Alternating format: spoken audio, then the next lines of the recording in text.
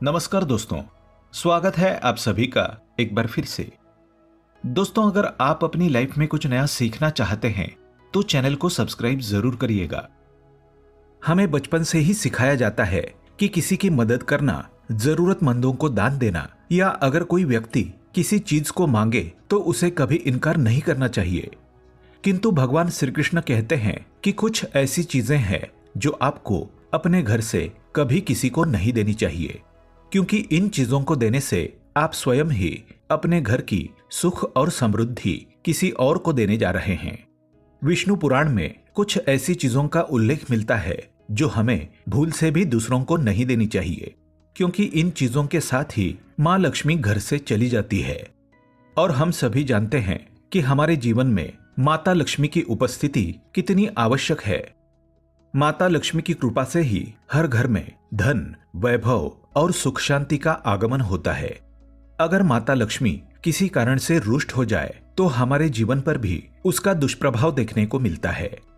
अगर आप भी चाहते हैं कि माता लक्ष्मी सदैव आपके घर में उपस्थित रहें और आपके घर से भी धन और वैभव की कभी कमी ना हो, तो अपने घर की ये चीजें कभी किसी को दान में ना दें। तो आइए जान लेते हैं ऐसी कौन सी चीज है जो हमें भूल से भी किसी और को नहीं देनी चाहिए।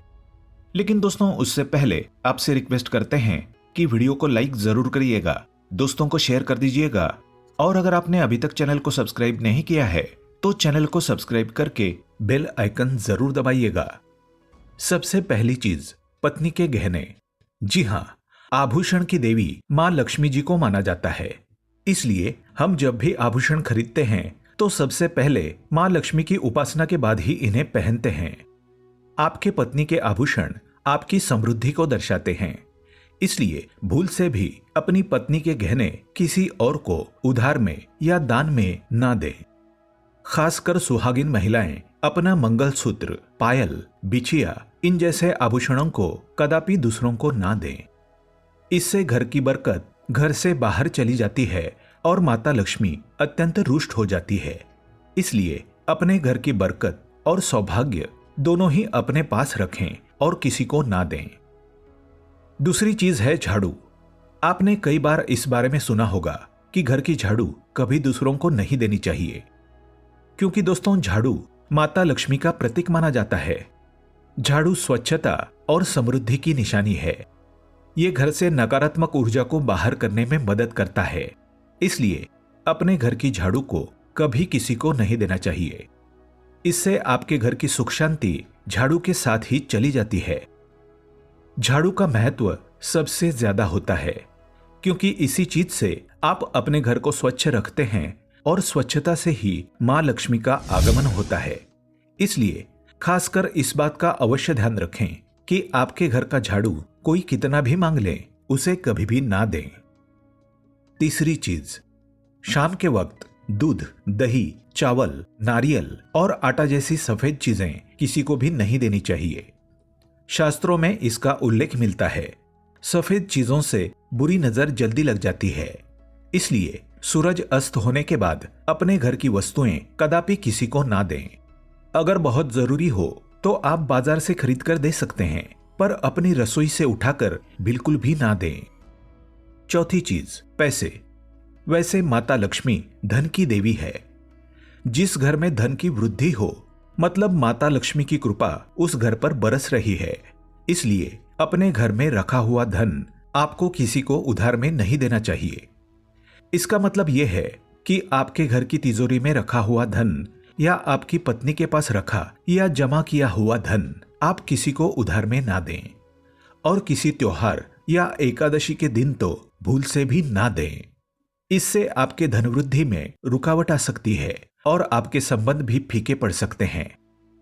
पांचवी चीज, मां लक्ष्मी धन की देवी, संपन्नता, वैभव देने वाली, सौभाग्य देने वाली, ममता की मूरत के साथ अन्नपूर्णा भी है। इसलिए हम अन्न ग्रहण करने से पहले देवी को धन्यवाद अवश्य करते हैं।